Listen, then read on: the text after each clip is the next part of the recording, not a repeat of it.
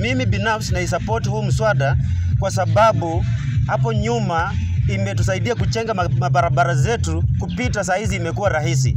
Pia watoto ambao wako need kwa constituents ama across need families benefit kutokana na hii mswada ambayo iko saa hizi mambo ya constituency. Pia madarasa saa hizi imekuwa improved. Ukienda saa hizi kuna madarasa mingi hata wanaweka taraso. Huko nyuma tulikuwa wanakaa kwa vumbi, watoto madudu zinawauma, lakini sasa hizi ukienda madarasa zimekaa madarasa smart. Natoka Bumula constituency, Siboti ward. Mimi kwa binafsi naiunga sana na support CDF iendelee. Nina sababu zangu, manake kuanzia wakati wa marehemu rais aliyekuwa rais wa Kenya Mwai Kibaki, CDF imetusupport sana, haswa sisi wamama.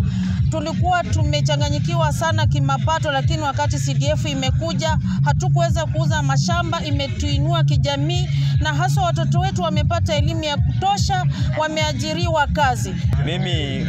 Mimi kama kijana na support CDF kwa sababu bila CDF wengi wetu hatungepata elimu. Kwa sababu sasa hizi ukiona vijana wetu wengi kwa umri kama wangu, wazazi wetu hawajiwezewi, lakini sasa kupitia kwa CDF tunapata basari na tunalipiwa shule. Mimi na support kwa CDF kwa vile mimi mwenyewe nimejionea kwa boma yangu. CDF imetujengea mashule, hata police station mkoa huko imejengewa kwa ajili ya PTF. Na kitambo hata si shule ya mkoa ilitangaza kwa citizen kwamba imefungwa kwa ajili ya choo, hatuna nini zimekula watoto miguu kwa ajili ya choo.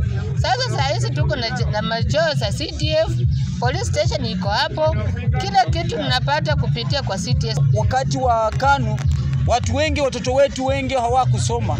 Hata sisi tumekuwa tukisoma wakati wa KANU, lakini hatukuendelea na masomo kwa ajili ya nini? Karo yenye ilikuwa na hali ambayo ilikuwa.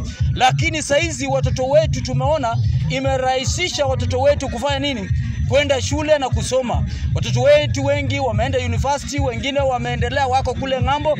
Lakini sasa yule ambaye anapinga CDF anaonekana ni mmoja ambao anataka kurudisha maendeleo ya nchi yetu nyuma.